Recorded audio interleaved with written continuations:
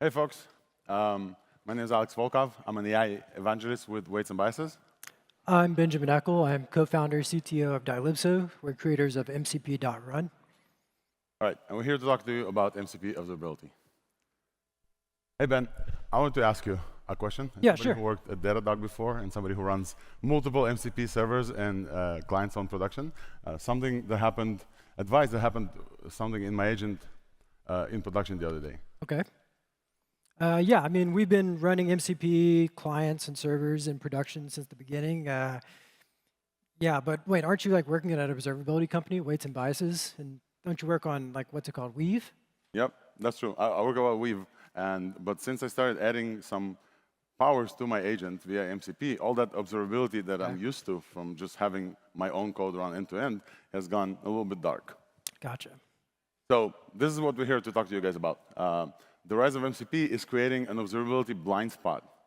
As AI agents become more prevalent, the problem can compound with more and more tools via MCPs. The less the developers can know about the end-to-end happenings within their agent. Yeah. Yeah, so on MCP.Run, we're running both clients and servers. And because it's a new ecosystem, we've had to like cobble together a lot of our own ways to do observability. And I've been looking around. It seems like everyone is sort of doing this in isolation. They're sort of solving the same problems. So we wanted to bring the community together on this issue. And so today we're going to talk about the state of observability in the MCP ecosystem. Yep. So why do we care about this, and why do we think that you guys should care about this? So if you don't have the ability to quickly understand why things went wrong on production, where they went wrong, and how, your ability to quickly respond is greatly diminished. And we care deeply about, we both build tools that need MCP observability, and we support MCP, and we both care deeply about developer experience as well. Yeah, it's really important to me because enterprise engineering teams don't ship something to production unless they know for sure that they're going to be able to identify security and reliability problems before their customers do. And that's why they invest a ton of money in observability platforms. And so if you're going to ship MCP to these production environments, you must seamlessly integrate with these observability platforms. Yep. So because we care deeply about developer experience at WNB Weave, I'm happy to announce here on stage that Weave supports MCP. Yay! As long as you're a developer of both the client and the server, all you need to do is set this MCP trace list operation environment variable on your client and server. And we'll show you the list tool calls, and we'll show you the duration of your MCP calls. This works currently with our Python-based clients. And this is how it looks, super quick. With the red arrows, you can see the client traces, for example. And with the blue arrows, you can see we're pointing to the calculate BMI tool and the other tool. And that's it, observability solved, right? Let's get off the stage, we're done. No, wait a second. So what about this like calculate BMI tool, this MCP server? Why can't I see into that? Yeah, we're working on this. Yeah, also this seems like this is specific to Weave, right? Is there not like a vendor neutral way to do this that's standardized? Yeah, that's right. This is a bespoke integration that we built into Weave into our SDKs in Python. And while working on this, while our developers have been building this like integration within our MCP tooling, I was advocating internally and externally that we should align with the open nature of MCP as a concept, and created Observable.tools. Maybe some of you have seen this. This is a manifesto to drive a conversation that this is a problem that needs solving. And between observability providers, such as us and other folks that's been on stage before and going to be on the eval track tomorrow, to do observability in a vendor-neutral and standardized way. And so while working on observable tools, I realized, I did some search, realized that a vendor-neutral, scalable way to add observability exists. And there could be a great way to marry the two open protocols to work together. Yeah, exactly. Fortunately, MCP-powered agents are really just another distributed system, and we've been doing that for decades. So OpenTelemetry is just the way that we've like settled on doing that. We're going to talk about OTel a little bit. If you're not familiar with it, we need to learn about a few primitives first. So the main primitive that we need to learn about is the trace. So a trace is kind of like an atomic operation in your system. It's made up of a tree-like structure of steps that we call spans. And a span represents the duration and some arbitrary metadata for each step. And what this step is exactly is completely up to you to define. It can be as high level as like an HTTP request. It can be as low level as a tiny little function call. Here's an example of like a checkout experience, an API for a checkout. The size and position of each of these spans correspond to how long it took and where it sits in the call graph, respectively. And just from this data, you can tell a lot about a system and how to observe it. The other primitive you need to be aware of is sinks. So a sink is kind of like a centralized database where all your telemetry goes. But often they come in the form of this like whole platform with like a UI and dashboards and alerting and monitoring and all those things. So there's a lot of logos here, Ben. Basically, a sink is an open standard way for folks like collectors to like receive those spans. As long as the developer instrumented their application code in a certain standard spec way, everybody can just receive those in the same unified way, right? Exactly, yeah. If you squint, it's just kind of like a bunch of databases that all support the same schema and wired protocol.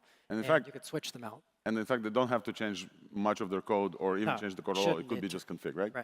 By the way, LLM observability tools like WNB Weave and some friends, Simon from Lockfire here before and some other friends, all have switched to support OTel as well. OpenTelemetry is becoming like this global standard. Great. Yeah, another great thing about having a centralized sink is the last concept, distributed tracing. So going back to our checkout endpoint, if the fraud service sends its span to the same sink, then we can stitch back together the traces and show the whole context. So maybe you're kind of seeing where the MCP server stuff comes in here. Yeah. So, hey, Ben, if it's possible via the integration to the open protocol, what if I want to use MCP servers that other people host, like GitHub, like Stripe, like other folks? Yeah, it's a good question. So with MCP-enabled agents, or really just any distributed system, there are kind of two scenarios. There's when the client and server are in different domains, and then there's when they're in the same domain. And by domain here, I don't necessarily mean the literal definition. I just mean like the administrative domain of control, right? Like, do you own this MCP server? Do you own this MCP client? Or is it a third-party thing?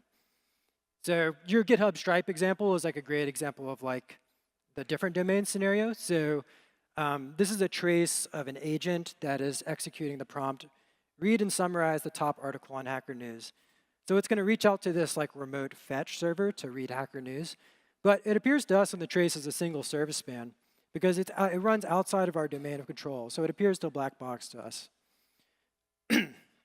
But suppose we do own the server. Like maybe it's running in a different data center than the client. How do we get actually the whole context? It's pretty simple. So with distributed tracing and context propagation, we can have the remote fetch server send its spans to the same sink as the client. And the sink will just stitch together the missing parts of the trace back for us. So in this graphic, you can see that we can now break into that fetch server, and we can see what it's doing. It's making some HTTP request that's taking roughly 350 milliseconds, and then it's doing a little crunching to create some markdown. OK, so that's great in theory. And we went through this. We could have a whole hour talking about OTel. Not that we got an hour. But how do we can actually marry those two protocols together, right? Is there a standard way? Did the MCP spec folk deploy a way for us for observability? Not quite. It was pretty tricky to get working.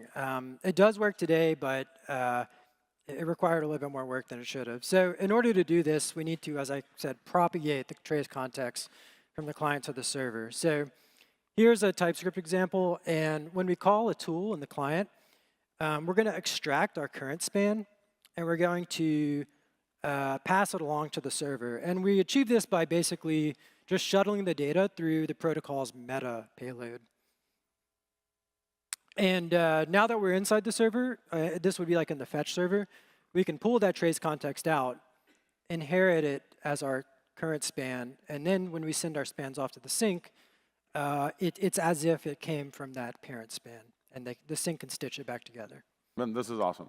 So you basically used an undocumented kind of property of the sending the payload together with the payload between clients and servers to pass along the data that OTel needs to connect those things together, right? Yeah, sort of. I just kind of had to abuse the lower level interface reserved for the protocol. But higher level ways should be provided through tooling, and that's something we should talk about a little bit later in the talk. Yep.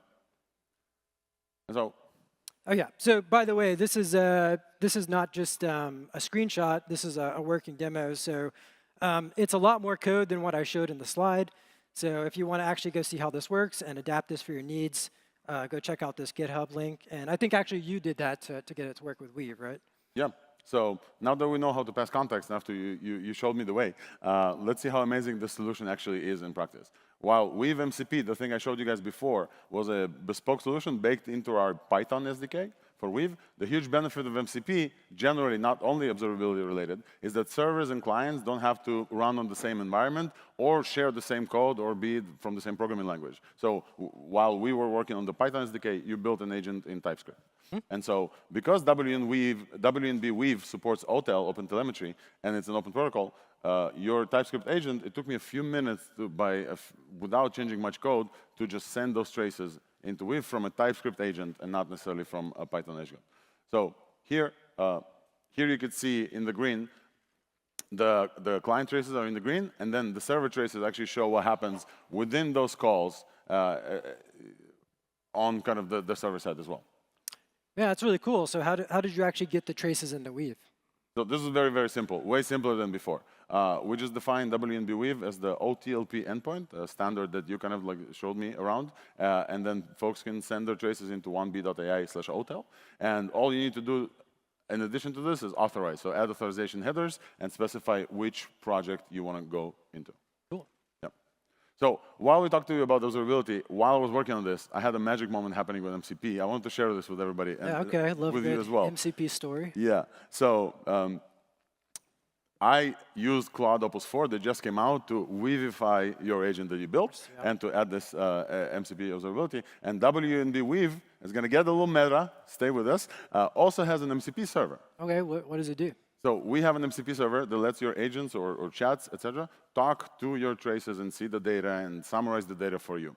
Okay, so we have this MCP. It's been configured in my Windsurf, and code Opus 4 was able to use this MCP server to kind of work through it. So here you see an example. The agent basically started working on your code, and then decided, OK, I'm going to run the code, and then said, OK, I'm going to go and actually see if the traces showed up at WNB Weave.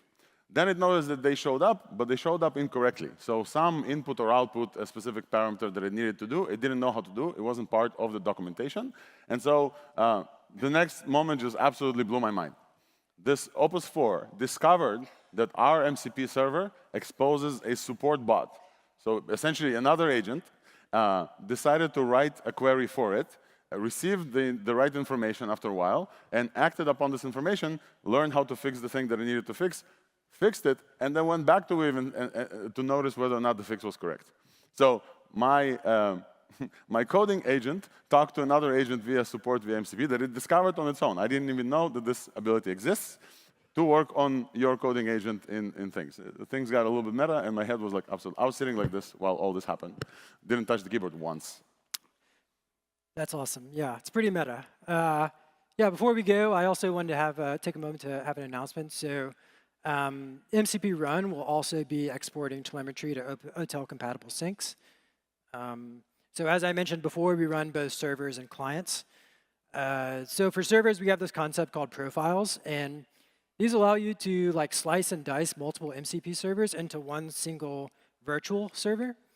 And we also have an MCP client called Task, and this is like a single prompt agent that can be triggered via a URL or a schedule. And it also just sort of marries with the idea of profiles. But yeah, soon you'll be able to get OTel out of both of these, and hopefully, we'll connect up to weights and biases and have a little party. Yeah, you can send those to Weave straight from MCP.Run. OK, so to recap, observability is here in MCP today, but it's not evenly distributed. OTel should get you most of the way there. But the community needs to come together, creating tooling and conventions to make it smoother. You shouldn't need to be an expert in observability to get this stuff working. So how do you get involved? Well, AI engineers just start thinking about observability via MCP tooling and whether or not you're getting observability to the end-to-end of your execution chain. For tool builders and platform providers, we should join and work on higher-level SDKs. So Arise's Open Inference, for example, is a great start, but all of us should help with the instrumentation for our clients who use bespoke SDKs to work on conventions also together. Ben, can you explain semantic conventions super quick? Yeah, sure. So as we learned earlier, spans, they carry user-defined attributes, right? So if they're user-defined, how does the sync know that a span is actually, say, an HTTP request with a 200 status code? Or how does it know that it's an MCP tool call that has an error? That's where semantic conventions come in. And you can be a part of defining what the conventions are for agents that all observability platforms agree on. And if you're interested in this, I would suggest going to check out the Gen AI semantic conventions effort by the OTel team. And yeah, lastly, for platform builders such as MCP.Run, go add OTel support, help review RFCs, and finally, yeah, just come talk to us about ideas, because everything's just kind of coming together. Everything's so new and fresh, and we don't really know exactly what to do.